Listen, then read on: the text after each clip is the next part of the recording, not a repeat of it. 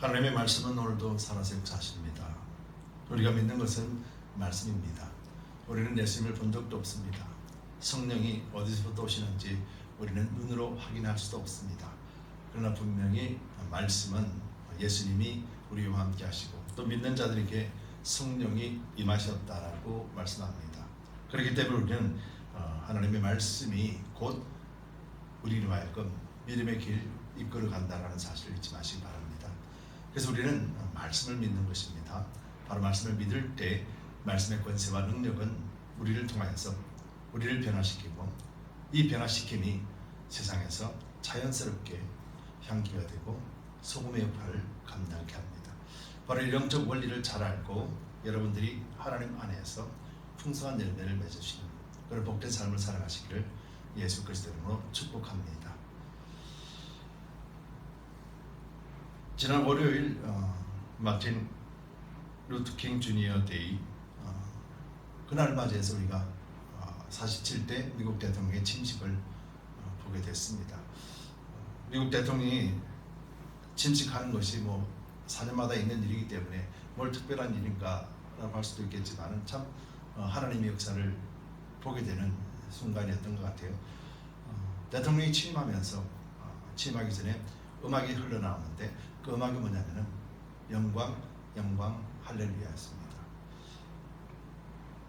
마치 온 세상에 하나님이 주관자 되심을 선포하는 천군 천사의 찬양 소리로 들렸습니다. 그리고 하나님이 어떻게 일하실까라는 기대와 그리고 또 감사가 있는 시간이었습니다. 근데 더 감사한 것은요, 트럼프 대통령이 했던 말에 있습니다. 우리가 알다시피 트럼프 대통령은 선거 유세 중에서 펜실베니아에서 자칫 목숨을 잃을 뻔한 그런 시해 사건을 경험했습니다. 그는 이렇게 고백합니다. 그날 하나님이 왜 자기를 살려주셨을까? 그 사건이 있고 난 다음에 트럼프 대통령은 하나님이 왜 자기를 살려주셨을까? 라는 질문을 했고 그 질문의 대답은 자신이 이제부터 하나님을 절대로 잊지 않고 하나님을 바라보겠다라는 고백을 하게 되었다라고 말했습니다. 그것도 취임식에서. 그리고 그는 이제 작년까지만 해도 큰 이슈가 되었던, 그래서 믿는 사람들에게 불안하게 만들고 믿는 사람들이 기도하게 만들었던 주제에 대해서도 단호하게 밝혔습니다. 미국 땅에는 두 종류의 사람밖에 없다. 여러분도 들으셨을 것입니다. 남자와 여자.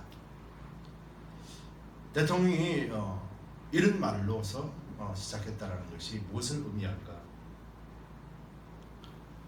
하나님이 그를 살려주셨고 그는 하나님의 뜻이 무엇인지를 이루겠다라는 선포처럼 들렸습니다.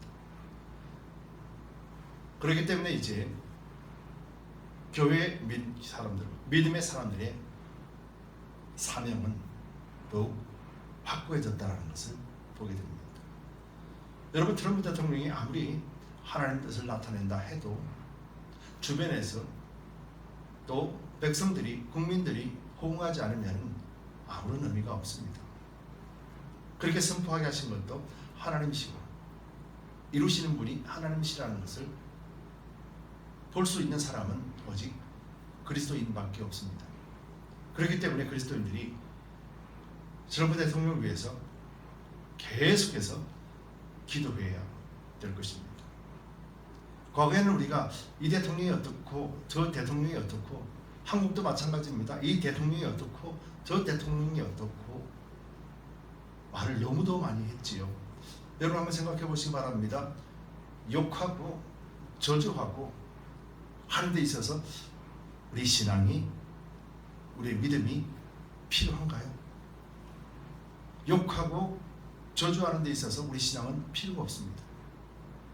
우리가 볼 때 부족하고 우리가 볼 때는 아니라고 생각하는 사람에게 기도해 주는 것, 하나님 저를 사용하여 주옵소서, 하나님 저를 바르게 사용해 주시옵소서, 기도할 때는 믿음이 필요합니다. 트럼프도 마찬가지입니다. 좋아하는 사람, 싫어하는 사람도 있을 수 있겠으나 그리스도인이라면 이제는 믿음 없이도 할 수 있는 욕을 하는 것이 아니라 믿음으로서만이 할 수 있는 바르게 하나님이 사용해 주시고 이 미국 땅이 바르게 하나님을 믿는 땅으로 삼아 주옵소서. 함께 힘을 합해야 된다는 것입니다.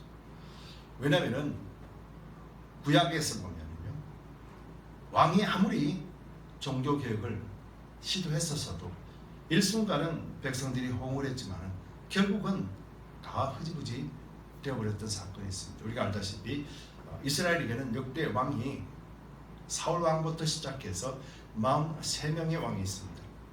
사울 왕과 다윗 왕과 솔로몬 왕, 그리고는 솔로몬 왕 이후에는 이제 분열 왕국이 일어나면서 북이스라엘은 19대 왕이 있었고 남유다에는 20대 왕이 있었습니다. 그리고 북이스라엘은 종교 개혁조차 없었고 남유다에서는 두 번의 종교 개혁이 있었습니다. 우리가 잘 알듯이 히스기야 왕과 요시야 왕이었습니다. 그런데 그들은 하나님 앞에 종교 개혁을 하고 백성들이 모두 선포하고 모든 백성들이 하나님 앞에 엎드렸습니다. 회개했습니다. 그럼에도 불구하고 종교 개혁이 실패로 돌아갔던 것을 우리가 알고 있죠. 즉 이것은 영적 싸움이기 때문에 믿음의 사람들이 끝까지 기도하고 쉬지 않고 4년간을 통해서 교회들이 믿음의 사람들이 기도할 때 비로소 트럼프 대통령이 취임식 날 했던 하나님을 결코 잊지 않겠다, 하나님이 자기를 살려주신 것을 잊지 않고 그리고 이 땅에 정의를 실현하겠다라고 했던 그 말들이 실현이 되게 되는 것이고 이를 통해서 많은 사람들에게 영향력을 주게 될 것입니다. 그렇기 때문에 교회와 성도들은 이제부터 미국 땅을 위해서, 한국 땅을 위해서, 또 이 땅을 위해서, 세계를 위해서도 바로 이런 믿음을 발동해야 될 때라는 것을 우리가 잊어서는 안 될 것입니다. 그러기 위해서 우리가 진짜로 실제로 어떻게 해야 되는가, 그런 기도 생활하고 그런 믿음 생활할 수 있는 길이 무언가 알고 행동해야 된다. 바로 오늘 본문이 그에 대한 답을 제시하는 것이라는 것입니다. 여러분, 오늘 본문에는 나무와 가지에 대한 비유가 있고 그 가지는 나무에 꼭 붙어 있을 때 그 가지가 열매를 맺는다라고 말씀하고 있습니다. 그리고 오늘 본문에 자세히 보면은요, 이 가지가 열매를 맺지 못하는 나무도 있고 열매를 잘 맺는 나무도 있다라고 성경은 말씀합니다. 즉 이 말씀이 뭡니까? 열매를 맺지 못하는 가지도 지금 어디에 있다고요? 나무에 붙어 있고 열매를 잘 맺는 가지도 지금 어디에 있어요? 나무에 붙어 있다, 이렇게 말하고 있어요. 오늘 본문을 한번 살펴보겠습니다. 1절에 내가 참 포도나무요 내 아버지는 그 농부라. 즉 예수님은 포도나무고 하나님은 농부다라고 말씀하시며 그 나무를 관리하고 그 나무에게 좋은 열매를 맺을 수 있도록 아버지께서 친히 일하신다라고 표현하고 있습니다. 그리고 난 다음에 2절에 무릇 내게 있어 과실을 맺지 아니하는 가지는, 내게 있어 과실을 맺지 아니하는 가지는 즉 예수님 안에서 열매를 맺지 아니하는 가지라고 표현하고 있습니다. 즉 예수님 밖에 있는 것이 아니라 예수님 안에 있다라고 표현합니다. 예수를 믿는다라고 표현합니다. 그리스도인이라고 표현합니다. 성도라고 표현합니다. 그런데 과실을 맺지 아니하는 가지라고 표현하고 있어요. 안 믿는 세상이나 믿지 않는 사람을 이야기하는 것이 아니라 예수를 믿는다 하면서도 과실이 없는 가지가 있다라고 표현합니다. 그 가지는 아버지께서 이를 제해버리시고 라고 표현합니다. 아버지는 농부이기 때문에 한 해를 농사를 짓고 가지가 열매를 맺지 못하면 어떻게 했습니까? 우리가 농부라면 어떻게 하겠습니까? 그 가지를 잘라내지 않겠습니까? 그리고 다른 가지를 접붙이지 않겠습니까? 무엇을 위해서요? 열매를 위해서. 자, 그러면서 이렇게 말합니다. 무릇 과실을 맺는 가지는 더 과실을 맺게 하려 하여 이를 깨끗게 하시느니라. 즉 이 말이 똑같잖아요. 과실을 잘 맺는 가지는 주인이 와서 어떻게 합니까? 자르는 것이 아니라 내년에도 더 잘 맺게 하기 위해서 가지치기 하면서 가지를 깨끗하게 만든다, 이렇게 표현하고 있는 것이죠. 그런데 예수님께서는 이렇게 말하는 거죠. 3절에서 너희는 내게 일러준 말로 이미 깨끗하였으되 라고 표현합니다. 그럼 예수님 무엇을 말씀하고 계실까? 이 가지의 비유를 통해서 예수님을 믿는다 하면서 예수님 안에 있는 사람들의 두 종류를 이야기하고 있습니다. 한 종류는 가지를 맺지 못하고 한 종류는 가지를 많이 맺는데, 그 가지를 많이 맺는 사람에게 하나님은 깨끗게 하신다고 했어요. 깨끗게. 근데 그 깨끗게 했다라는 것을 예수님은 이미 내가 너희에게 깨끗게 했다라고 표현하는 것이죠. 그러면서 그 깨끗하게 했던 말이 뭐냐면은 일러준 말로 임이라고 표현하고 있는 것이죠. 예수님이 지금 제자들에게 무슨 말을 했습니까? 예수님께서는 제자들에게 하늘의 비밀들을 복음을 전했어요. 근데 그 복음을 들은 제자들이 이미 깨끗했다라고 예수님은 오늘 그렇게 말씀하고 있는 거예요. 그러면서 4절에서는 내 안에 거하라 나도 너희 안에 거하리라. 가지가 포도나무에 붙어있지 아니하면 절로 가시를 맺을 수 없음같이, 이렇게 표현합니다. 가지를 맺지 못했던, 열매를 맺지 못했던 가지는 결코 예수님 안에 온전하게 붙어있지 않았다라고 표현하는 것이죠. 이건 일반 상식이잖아요. 나무에 옳게 붙어있지 않는 가지는 열매를 맺을 수가 없는 것이죠. 바르게 쫙 달라붙어서 영양분을 공급받는 가지는 자연스럽게 열매를 맺을 수밖에 없는 것이죠. 상식적인 이야기입니다. 아주 간단한 이야기입니다. 근데 이곳에는 너무도 깊은 영적 의미가 있다는 사실이죠. 그러면서 이렇게 말씀합니다.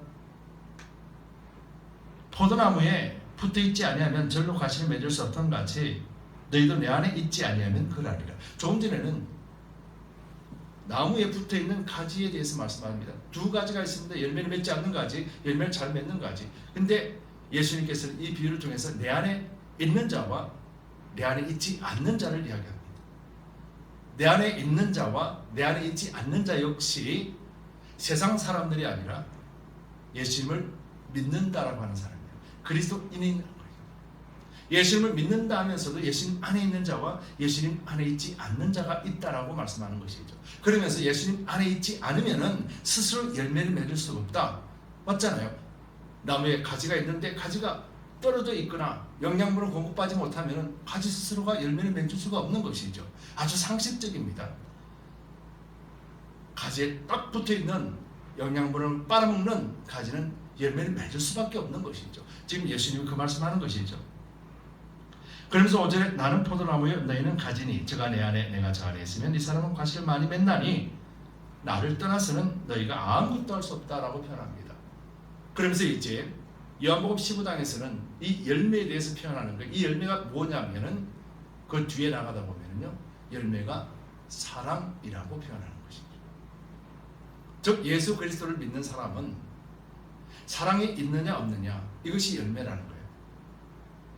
여러분 한번 잘 생각해 보시기 바랍니다. 사랑이 뭔가요? 사랑이 뭡니까? 여러분 사랑이 뭐예요? 우리가 아는 사랑이라는 것은 내가 저 사람을 사랑해, 아니면 누군가가 나를 사랑해 줘.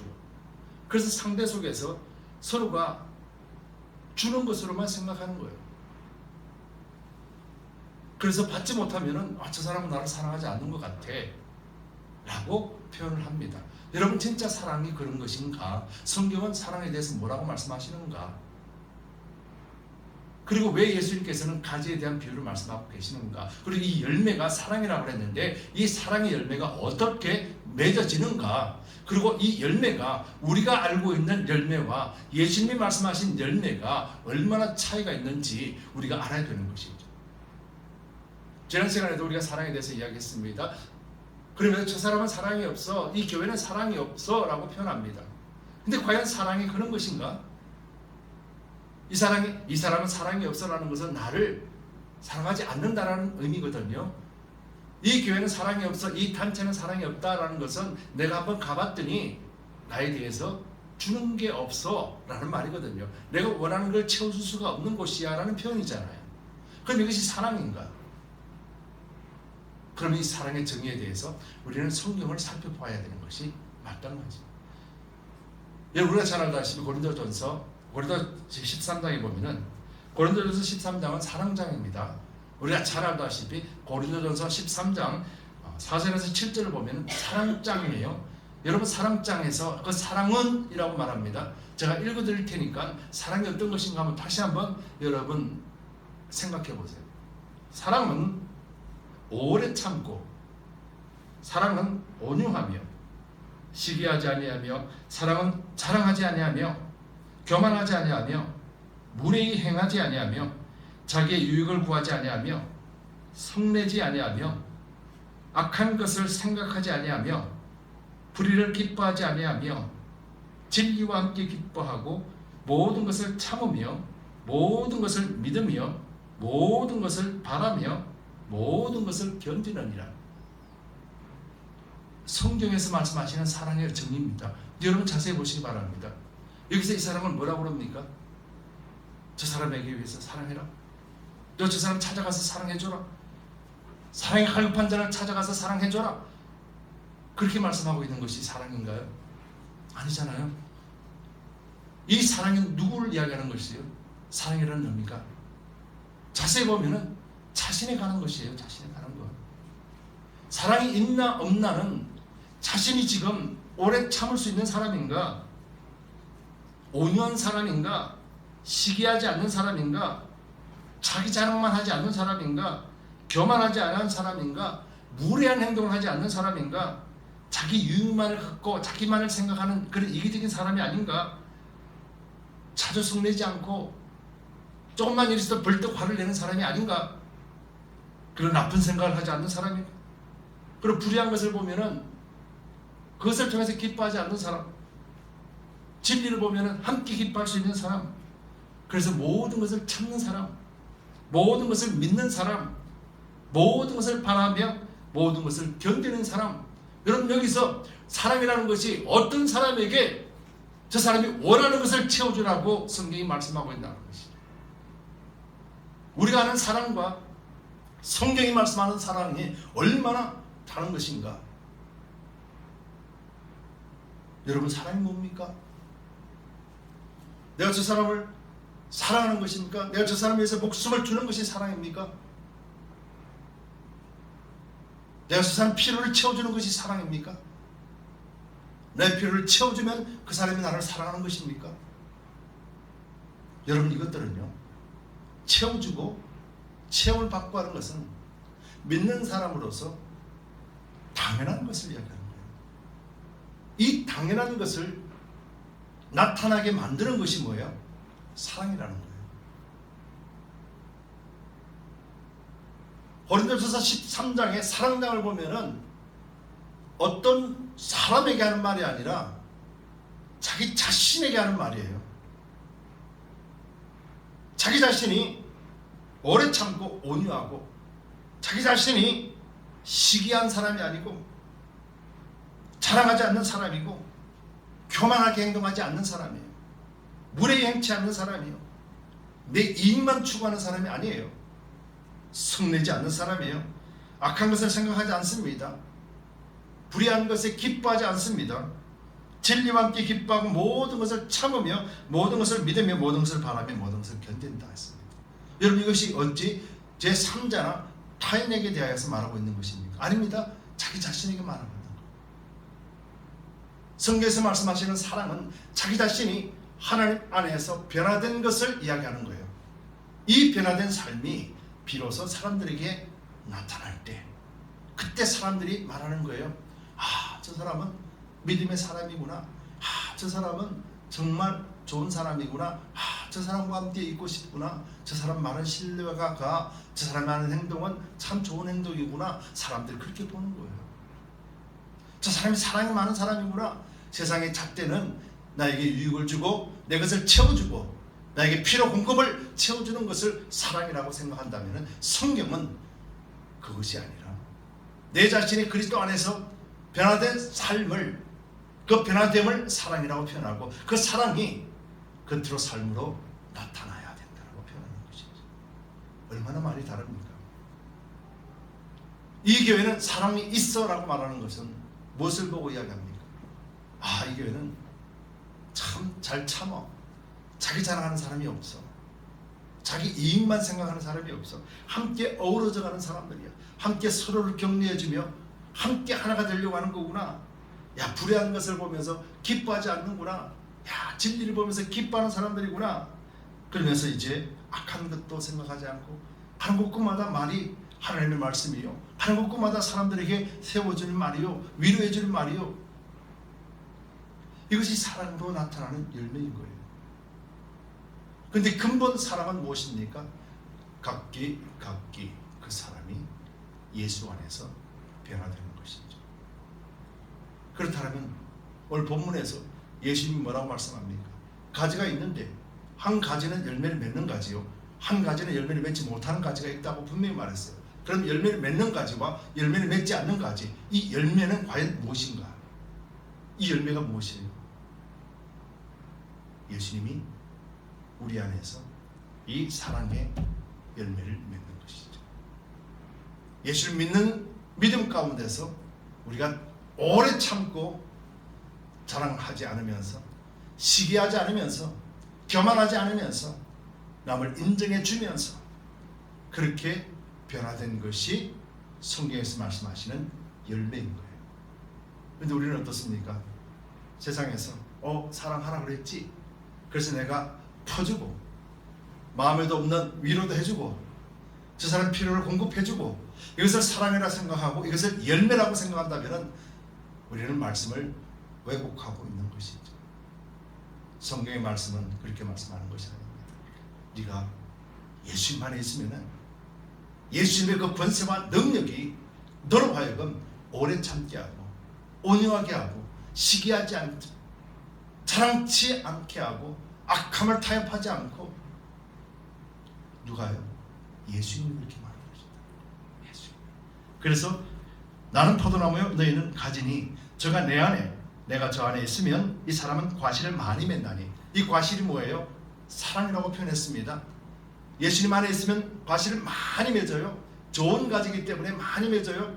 근데 그 많은 맺는 것이 뭐예요? 사랑이라는 거예요. 그 사랑이 뭐예요? 내 자신이 그리스도 안에서 하나님의 사랑을 받고 내 자신이 인격이 변화되어지고 내 삶이 변화되어지고 생각이 변화되어지고 말이 변화되어지고 행동이 변화되어지는 이것이 예수님이 맺으시는 열매라는 거예요. 이게 성경에서 말씀하시는 열매예요. 그리고 이 열매는 누가 먹습니까? 이 열매는 누가 먹어요? 배고픈 사람들, 위로받지 못하는 사람들, 소외된 사람들, 과부와 코와 같은 사람들, 누구 하나 양식을 채워주지 않는 사람들, 그들에게 공급이 되는 것이죠. 그래서 성경 말씀합니다. 예수님을 떠난, 예수님 안에 있지 않으면 스스로 열매를 맺을 수 없다라고 표현하는 거죠. 즉 이 말은 예수님 밖에 있으면 오래 참고 온유하고 시기하지 않으며 자랑하지 않으며 교만하지 않으며 무례하지 않으며 이런 행동들이 나타나지 않는다라는 거예요. 예수님 밖에 있으면 각기 옳은 소견대로 내 생각대로 살기 때문에 내가 원하는 것, 내가 말하는 것, 내가 주장하는 것이 옳다라고 생각하기 때문에 그래서 자기 기분에 내키는 대로 사는 거예요.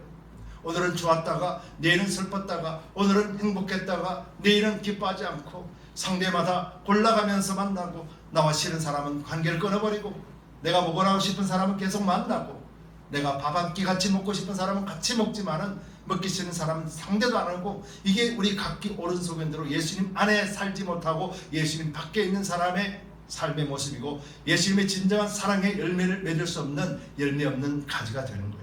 그 가지가 하나님이 어떻게 해요? 잘라버린다는 걸 표현했습니다. 이 잘라버린다는 것이 어떤 의미겠습니까? 하나님과 예수님과 전혀 상관없는 삶을 살도록 내어버려 두신다 하는 말이에요. 죽이겠다는 말이 아닙니다. 열매 맺지 않는 가지는 예수님을 믿지 않기 때문에 예수님 안에 사는 것을 거부했기 때문에 성령의 역사를 믿지 않기 때문에 하나님의 말씀을 신뢰하지 않기 때문에 그래서 그에게 있어서는 이 사랑의 열매를 전혀 맺을 수 없는 사람이 되는 거예요. 그래서 고집불통이요, 자기 생각만 하는 것이요, 자기 말만 옳다라고 여기는 것이요, 자기 이익만 생각하는 사람이요, 교만한 사람이요, 남은 전혀 상관없는 사람이요, 나만 잘 되면 되라고 하는 사람으로 나타나는 것이죠. 여러분 이런 사람 여러분들도 싫잖아요. 여러분들 그런 사람들 보면은 싫잖아요. 지금 그 말씀하는 거예요. 근데 잘 참고 인내하고 온유하고 자기 자랑보다도 남을 먼저 세워주고 깨는 것보다 함께 협력하기 위해 자기가 헌신하고 그런 사람 여러분 좋잖아요. 그런 사람 싫어하는 사람이 있어요? 사랑의 열매는 그들에게 유익을 줄 수밖에 없는 거예요. 우리가 뭔가를 주고 우리가 뭔가를 베푸는 것을 사랑이라고 착각하지 마시기 바랍니다. 이 사랑은 우리 자신이 예수를 믿고 예수님 안에서 그의 능력이 우리를 변화시키는 이것이에요. 이것이 예수님이 맺으시는 열매라 표현하는 거예요. 저와 여러분들에게는 그런 열매가 있어야 된다는 거죠. 그런데 오늘 본문의 3절에서는 이렇게 말씀합니다. 너희는 내게 일러준 말로 내가 일러준 말로 이미 깨끗하여졌다. 아니 여러분 생각해 보세요. 예수님이 있을 때 제자들이 함께 있었습니다. 그 제자들이 어땠습니까? 예수님 배반했습니다. 3번 배반하고 예수님 팔았습니다. 예수님을 떠나버렸습니다. 근데 그런 일이 있기 전에 너희는 내가 일러준 말로 이미 깨끗하여졌다라고 표현합니다. 이 말이 무슨 말이에요? 조금 있으면 배반하고 조금 있으면 도망갈 텐데 여러분 예수님 지금 그 말씀하는 건 아니에요. 너희가 내일은 나를 배반하고 내일은 나를 3번 배반하고 내일은 나를 팔아버리고 내일은 나를 떠날지 모르나 너희가 들었던 복음의 말씀은 너희 속에서 역사하셔서 너희로 하여금 온전한 열매를 맺을 것이라는 말이에요. 여러분 우리가 아시잖아요. 성령이 임했을 때 어떻습니까? 예수님을 다 도망갔던 사람들이 성령이 임했을 때 어떻습니까? 성령이 오심으로 말미암아 예수님이 하신 모든 말씀이 기억나고 그 말씀의 권세와 능력이 되어서 그가 어땠습니까? 예수님을 배반했던 것이 아니라 이제는 예수님을 향하여서 달려가는 사람이 되었지 않습니까? 뭐 때문에요? 내가 일러준 말로 이미 깨끗하였습니다. 그렇다면 여러분들은 하나님의 말씀을 가진 여러분들은 이미 깨끗하여졌다는 이 말의 의미를 믿으셔야 되는 거예요. 오늘 내가 행실이 오늘 내가 사랑의 결실들이 내게는 없다 할지라도 그 말씀의 능력이 나를 변화시키고 그 말씀이 나를 온전케 하실 것이라는 확정을 가지고 믿음 가운데 살아가는 거예요. 열매는 내가 맺는 것이 아니라 열매는 말씀이 맺는 것이고 열매는 예수님이 맺는 것이에요. 우리는 예수님 안에 쫙 붙어 있기만 있으면 되는 것이죠. 나 같은 사람이 어떻게 예수를 믿어? 나 같은 사람이 어떻게 교회를 나가? 나 같은 사람이 어떻게가 아니라 나 같은 사람이기 때문에 예수님을 믿고 나 같은 사람이기 때문에 예수님 안에 있어야 돼 라고 바꿔야 되는 것이죠. 그리하는 자가 열매를 맺는 가지가 되는 것이에요. 자, 오늘 본문에서도 그렇게 말합니다. 아버지께서 무릇 과실을 맺는 가지는 어떻게 해요? 더 과실을 맺게 하게 하여 이를 깨끗게 하시느니라. 즉 이 말이 무슨 말입니까? 지금 열매를 맺고 있는 그 가지를 하나님은 더 많이 맺게 하기 위해서 깨끗게 한다라고 표현합니다. 이 말이 무슨 말입니까? 하나님의 말씀을 가지고 하나님 앞에 설 때 오늘은 오래 참지 못하고 오늘은 온유하지 못했고 오늘은 너그럽게 생활하지 못하고 오늘은 원망과 불평 속에 살았지만은 그 말씀이 내 속에 들어오셔서 그 말씀이 나를 더욱더 강건하게 만들어 말미암아 이제 앞으로 점점 참을 수 있는 사람이요 온유한 사람으로 변해가고 또 인내하면서 남을 위해서 살아가는 희생하는 사람이 기쁜 마음으로 살아갈 수 있는 자가 된다. 그 말씀인 거예요. 누가 만들어요? 우리가 아니라 말씀입니다. 로마서 1장 16절에 이렇게 말합니다. 내가 복음을 부끄러워하지 아니하노니 이 복음은 바로 예수님께서 내가 일러준 말로 이미 깨끗하였다라 하신 이 말씀이에요. 복음이에요. 로마서 바울은 이렇게 말합니다. 내가 복음을 부끄러워하지 않으니 이 복음은 모든 믿는 자에게 구원을 주시는 하나님의 능력이 됩니다. 복음을 들었더니 그 복음이 우리를 구원을 주실 능력이라고 말씀하는 거예요. 이 말씀이 능력이 있다고 말씀하는 것이죠. 데살로니가전서 2장 13절에 이러므로 우리가 하나님께 쉬지 않고 감사함은 너희가 우리에게 들은 바 그 복음이라는 거예요. 하나님의 말씀을 받을 때 사람의 말로 아니하고 하나님의 말씀으로 받음이니 진실로 그러하다. 이 말씀이 또한 너희 믿는 자 속에서 역사하느니라. 어떤 자에게 역사합니까? 이 말씀을 믿는 자에게 그 안에서 역사하신다는 거예요. 이 믿는 자가 누굽니까? 바로 저가 내 안에 내가 저 안에 있는 자를 말하는 것이죠. 예수님을 믿는다라면은, 예수님을 믿는다라는 것은 예수님의 말씀을 믿는다라는 것이죠. 이 예수님의 말씀이 내 속에서 역사하시고 나를 변화시키고 내 삶을 통해서 사랑의 결실을 맺게 하심으로 말미암아 사람들에게 유익을 주고 사람들에게 선한 행실이 나타나는 그런 삶을 살게 하는 진정한 그리스도인의 삶을 살게 하실 것이다라는 확증과 믿음 속에서 나갈 때 그 말씀은 나를 변화시키는 것이다. 그래서 성경은 이렇게 말합니다. 믿음은 들음에서 나며 들음은 그리스도의 말씀이라. 말씀을 알지 못하면 그 믿음은 헛된 것인 거예요. 말씀을 알지 못하면 그 믿음은 자기 믿음인 거예요. 내가 좋아하는 사람 사랑할 수 있습니다. 내가 사랑하는 사람 사랑할 수 있습니다. 내가 싫어하는 사람 거부해버리고 만나지 않습니다. 누구든지 할 수 있습니다. 이곳에서는 믿음이 필요 없습니다. 내가 좋아하는 사람 좋아하고 내가 싫어하는 사람 싫어할 때는 믿음 필요 없습니다. 근데 내가 미워하는 사람 내가 사랑해야 될 때는 믿음이 필요한 거예요. 과연 우리의 믿음은 무엇을 향하여 발휘되고 있습니까? 서두에 말씀드렸습니다. 미국의 대통령에 대하여서도 반은 좋아하고 반은 싫어할 것입니다. 그러나 그리스도인이라면 싫고 좋고가 아니라 하나님이 세우신 리더라, 하나님의 역사하심을 바라보며 그를 위해서 기도해야 되는 거예요. 이게 믿음이에요. 나는 저 사람 싫어. 믿음 없이도 할 수 있는 말이에요. 나는 저 사람을 위해서 기도할 거야. 믿음이 필요한 것이에요. 과연 사랑의 열매는 어떤 것인가요? 좋은 열매는 사람들도 좋아합니다. 좋은 열매는 사람들에게 유익을 줍니다. 이 사랑의 열매를, 예수님이 맺으신 열매를 어느 누구도 싫어하지 않습니다. 근데 오늘 교회나 성도들이 사람들이 그렇게 좋아합니까? 안 좋아한다면 무엇 때문일까요? 진정한 주님 안에서 가지를, 열매를 맺지 않는 상태에 있기 때문은 아닌가? 우리는 다시 한번 생각해 봅시다. 그래서 오늘 제목이 누림의 증거와 나눔의 열매가 있는 교회입니다. 누림은 증거입니다. 가지에 착 붙어 있어서 평온하게 어떤 풍랑이 일어나도 흔들리지 않냐고 영양분을 받아 누리며 기쁘고 즐거운 상태, 이것이 내가 예수님 안에 꼭 붙어 있다라는 증거입니다. 그렇기 때문에 믿음으로 누린다라는 것은 열매가 아니라 예수님 안에 있다라는 증거입니다. 진정한 열매는 뭡니까? 나눔의 열매가 나타나는 거죠. 그 나눔의 열매는 내가 온전하게 누림이 있을 때, 그 누림이 내가 하나님을 바라보고 기뻐하고 즐거워할 때, 그때 내가 변화되어지고 이 변화되는 열매가 주렁주렁 달릴 때, 그때 무사람들이 와서 따먹게 되는 것이에요. 무사람들이 와서 공급받는 것이죠. 그렇기 때문에 열매는 바로 나눔이라는 것을 우리는 알아야 되죠. 내가 나눠야지. 이것이 열매가 아니라 열매를 주렁주렁 맺어 놓으면 자연스럽게 필요한 사람들이 따먹을 수 있는 것이에요.